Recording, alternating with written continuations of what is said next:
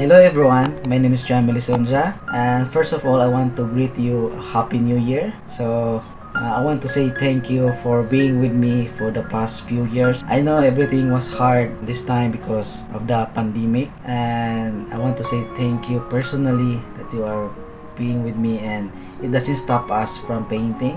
And I posted a link on my Facebook page and group to send me the photos that you copied from my tutorials. So I gathered all your submissions. I'm making now a video for this just to say thank you, and I actually happy that you are learning from it, and I see a lot of progress on your works, on your paintings. So I really want to congratulate everyone, especially those beginners who really learn on my techniques. I'm not really a professional myself. I'm also a self-taught artist. So yeah, you can learn, and I am here guiding you the best way that I can to give you the process or to give you the techniques that you can learn easier. And also that's why I am always using 5 limited colors, because I want everyone that you who are learning from me to learn how to mix the colors. It's very important if you want to learn how to paint. So yeah, I congratulate you, and I'm inviting you always to my channel this year 2021.